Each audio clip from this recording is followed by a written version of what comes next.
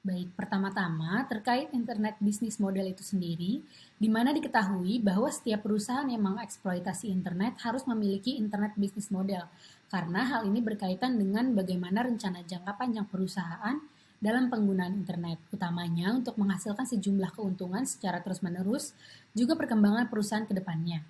Bisnis model ini juga menjadi penting untuk diformulasikan karena nantinya model inilah yang akan memberikan arah kemana perusahaan akan berjalan. Dan jika direncanakan dengan baik, maka akan memberikan banyak keuntungan yang kompetitif bagi perusahaan. Berikutnya, dalam merencanakan dan menentukan internet business model, terdapat komponen-komponen yang perlu diperhatikan oleh perusahaan. Di antaranya yaitu profit side, customer value, scope, pricing, revenue stream, connected activities, implementation, capabilities, sustainability, dan cost structure. Jadi secara garis besar, perusahaan harus tahu tentang nilai yang dapat ditawarkan kepada konsumen, yang memang sesuai dengan target pasar perusahaan. Dalam penciptaan nilai tersebut, maka dibutuhkan juga individu-individu yang memang memiliki kapabilitas atas hal tersebut. Maka nantinya nilai yang diberikan juga akan merepresentasikan kapabilitas perusahaan. Tidak sampai di situ, jika nantinya perusahaan sudah berhasil memasuki pasar dan mendapatkan profit, perlu juga diperhatikan keberlanjutan dari hal tersebut. Mengingat dalam kegiatan bisnis, kompetisi merupakan hal yang akan terus terjadi. Maka perusahaan harus memperhatikan keberlanjutan untuk terus dapat bertahan. Oleh karena itu, dapat dikatakan ke-10 komponen ini memiliki peran dan keterkaitan antar satu sama lainnya dalam menentukan internet bisnis model seperti apa yang akan digunakan oleh perusahaan. Selanjutnya akan dibahas lebih lanjut terkait setiap komponen yang ada. Yang pertama adalah profit side. Jadi profit side ini pada dasarnya dapat dikatakan adalah tentang di mana dan bagaimana perusahaan menempatkan dirinya. Misalkan suatu perusahaan ini menempatkan dirinya sebagai software suppliers ataupun hardware suppliers ataupun internet service provider dan sebagainya. Nah, contohnya ini adalah Tokopedia yang menempatkan dirinya sebagai technology company dengan spesialisasi e-commerce. Maka dengan mengetahui profit side, perusahaan akan mengetahui nih tekanan persaingan yang ada baik dari segi kompetitor, pemasok, pelanggan, juga pendatang baru yang berpotensi menjadi pengganti, dan umumnya hal tersebut ini juga akan sesuai dengan di mana industri perusahaan itu berada gitu.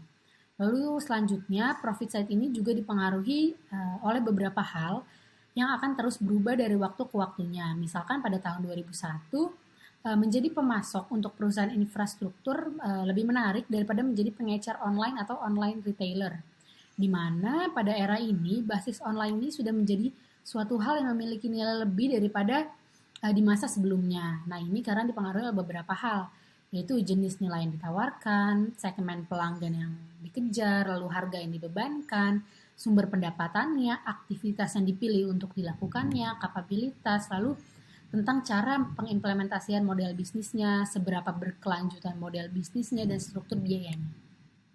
Lalu komponen berikutnya adalah customer value. Pada komponen ini, perusahaan harus dapat menentukan dan memberikan nilai yang memang sekiranya berbeda dengan nilai yang ditawarkan oleh kompetitor kepada pelanggan. Karena pada dasarnya, pelanggan akan lebih tertarik dengan produk yang menawarkan sesuatu yang tidak ditawarkan oleh kompetitor. Dan hal tersebut dapat terbentuk atas dua hal, yaitu biaya yang rendah dan diferensiasi produk. Yang pertama, untuk biaya yang rendah. Hal ini dapat diartikan bahwa perusahaan akan membebankan biaya yang lebih rendah ataupun lebih sedikit kepada konsumen dibandingkan dengan yang dibebankan oleh kompetitor. Hal ini dapat terjadi, contohnya dengan penjualan produk secara online, di mana akan menghemat biaya distribusi, pengemasan, dan transportasi, sehingga harga yang ditawarkan dapat lebih rendah. Selanjutnya adalah diferensiasi. Seperti yang kita tahu, kalau suatu produk ini dapat dikatakan telah terdiferensiasi jika konsumen beranggapan bahwa produk yang kita miliki atau kita tawarkan itu memiliki nilai lebih dibandingkan produk lain.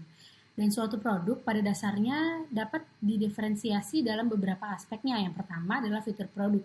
Dalam hal ini, produk dapat ditawarkan dengan fitur kompetitif yang tidak dimiliki oleh produk lain. Misalkan dengan adanya internet memungkinkan konsumen untuk membeli produk customized atau yang dapat disesuaikan dengan selera individu, juga menawarkan layanan 24 jam dan sebagainya. Lalu yang kedua adalah waktu. Jadi waktu ini dapat digambarkan atau dikaitkan dengan kondisi di mana perusahaan atau suatu perusahaan ini menjadi perusahaan pertama yang memproduksi suatu produk. Maka pada saat itu tidak ada produk sejenis di pasaran yang menjadikan produk tersebut memiliki nilai lebih. Lalu yang ketiga adalah lokasi. Jadi lokasi ini sebenarnya berkaitan dengan kemudahan akses atas produk yang tersedia. Misalkan dalam produk tersebut terdapat limitasi lokasi di mana beberapa fitur tidak dapat digunakan di suatu lokasi tertentu, sedangkan produk sejenis dari kompetitor tidak memiliki limitasi tersebut. Maka produk itulah yang memiliki nilai lebih. Lalu yang keempat adalah layanan, di mana layanan ini berkaitan dengan kecepatan pelayanan. Misalkan dengan adanya internet, layanan informasi dapat diakses dengan lebih mudah dan meluas. Lalu yang kelima adalah bauran produk. Jadi bauran produk ini juga dapat menjadi sumber diferensiasi, seperti toko online yang menyediakan beragam produk dengan rekomendasi personal untuk para pelanggannya. Lalu yang keenam adalah reputasi brand atau merek. Jadi reputasi brand ini pada dasarnya jika sudah baik dan dikenal akan memiliki nilai yang berbeda bagi pelanggan yang memilikinya. Terlebih dengan internet, suatu merek akan dapat lebih dikenal dan menjangkau lebih banyak konsumen. Lalu yang terakhir adalah hubungan dengan perusahaan lain. Jadi misalkan sebagai perusahaan rintisan, ketika diketahui memiliki kerjasama atau telah bekerja sama dengan suatu perusahaan yang diketahui telah memiliki reputasi yang baik, maka hubungan yang terjalin ini akan menunjukkan kredibilitas perusahaan rintisan tersebut di mata konsumen.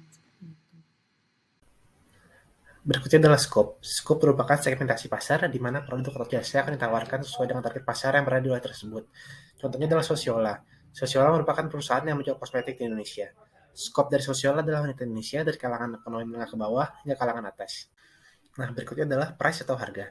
Salah satu bagian terpenting dari strategi perusahaan yang menuai keuntungan adalah memberikan harga yang tidak hanya kompetitif namun juga proper. Apabila strategi price yang dimiliki perusahaan tidak proper dan hanya mengikuti strategi kompetitor, maka perusahaan tersebut akan mengalami kerugian. Secara umum ada 3 strategi pricing, yaitu menu, one-to-one, dan auction. Menu merupakan harga di mana harga ditetapkan tidak dapat diganggu-gugat dan tidak dapat dirubah. Berikutnya adalah one-to-one, di mana penjual dan pembeli saling menegosiasikan harga. Dan terakhir adalah auction. Auction merupakan cara di mana penjual barangnya terhadap kepada konsumer yang menawarkan harga tertinggi. Bagian penting dari analisis model bisnis adalah penentuan sumber pendapatan dan keuntungan perusahaan. Umumnya, banyak perusahaan menerima sumber pendapatan mereka langsung dari produk yang mereka jual. Namun, dalam suatu perusahaan, terbuka kemungkinan untuk mereka memiliki beberapa sumber pendapatan lainnya, yang diantaranya adalah memberikan pelayanan yang mungkin saja mampu memberikan pemasukan dan keuntungan yang lebih besar. Misalnya, pada perusahaan pembuat mesin jet atau produsen peralatan mesin pengeruk tanah, mungkin menerima pendapatan dalam jumlah besar dari penjualan produknya, tetapi mereka juga memperoleh keuntungan yang jauh lebih besar dari penjualan suku cadang dan pelayanan servis peralatan. Pemahaman tentang sumber keuntungan memungkinkan perusahaan untuk membuat keputusan strategis yang lebih baik. Sebagai contoh, perusahaan pembuat mesin jet dapat memutuskan untuk menjual mesin dengan harga khusus dan bergantung pada layanan purna jual untuk menghasilkan uang. Dengan internet, kebutuhan untuk menentukan sumber pendapatan dan keuntungan menjadi lebih penting, terutama karena sifatnya yang menengahi dan eksternalitas jaringan. Contohnya, pada perusahaan pialang saham online yang dapat diidentifikasi memiliki 3 sumber pendapatan.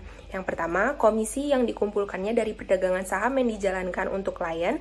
Yang kedua, bunga yang dibebankan kepada klien yang harus meminjam dari cadangan kelas klien lain yang kemudian disetorkan ke pialang untuk membayar sekuritas yang mereka beli dengan margin. Dan 3, spread antara harga bid dan as saham. Dengan demikian, pialang saham online dapat memutuskan untuk membebankan komisi yang sangat rendah untuk meningkatkan jumlah kliennya dengan aset besar sehingga akan mendapatkan pendapatan dan keuntungan dari beban bunga dan spread. Untuk memberikan nilai kepada pelanggan yang berbeda, perusahaan harus melakukan aktivitas yang mendukung nilai tersebut. Serangkaian aktivitas yang terhubung ini biasanya disebut rantai nilai atau value chain, dikarenakan nilai ditambahkan ke materi atau pengetahuan saat bergerak pada siklus tersebut. Untuk menawarkan nilai yang lebih baik kepada pelanggan yang tepat, perusahaan harus hati-hati memilih aktivitas mana yang dilakukan dan kapan melakukannya.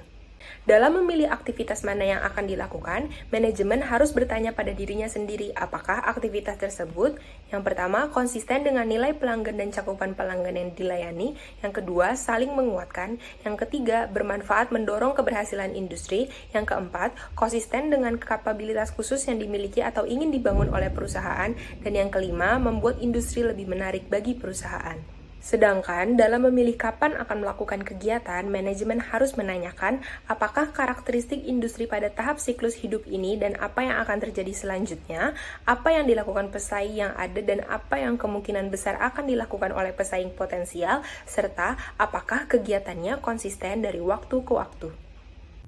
Keputusan perusahaan mengenai nilai apa yang akan ditawarkan kepada pelanggan mana nilai ini ditawarkan, serta bagaimana menentukan harga dan aktivitas apa yang harus dilakukan adalah satu hal.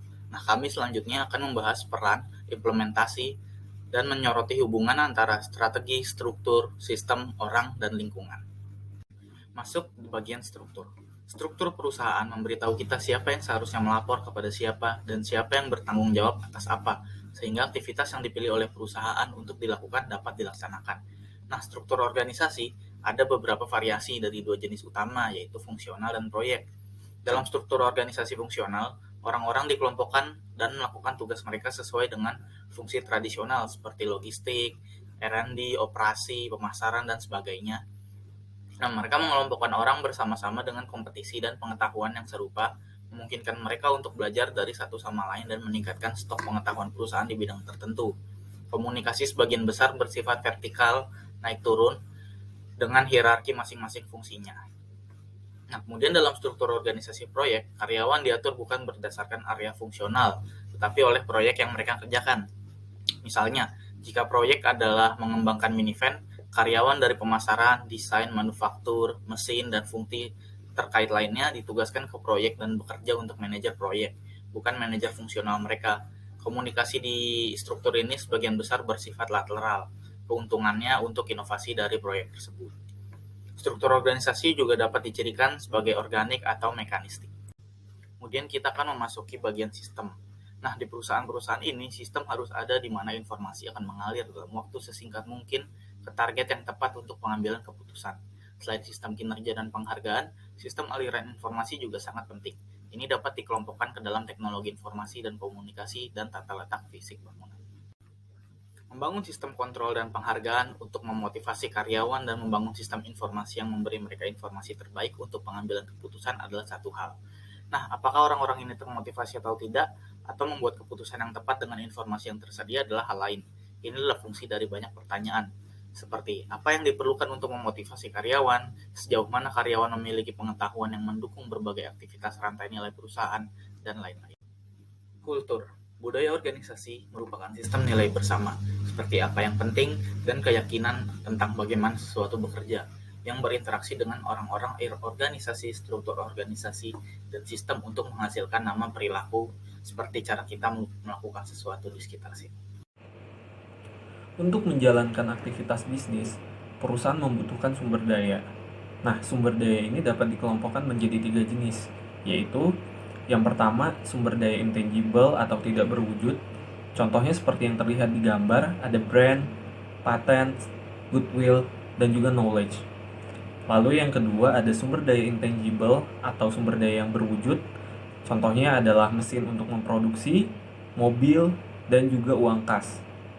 Lalu yang terakhir ada SDM atau sumber daya manusia. Contohnya adalah karyawan.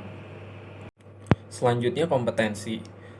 Kompetensi merupakan kemampuan untuk dapat mengubah sumber daya yang ada untuk melakukan aktivitas yang diinginkan oleh konsumen dan menghasilkan profit bagi perusahaan. Untuk menilai apakah SDM perusahaan memiliki kompetensi yang baik, maka perusahaan dapat melihatnya dari penghargaan, sertifikasi, atau tingkat kreativitas yang dimiliki oleh karyawan tersebut. Selanjutnya competitive advantage.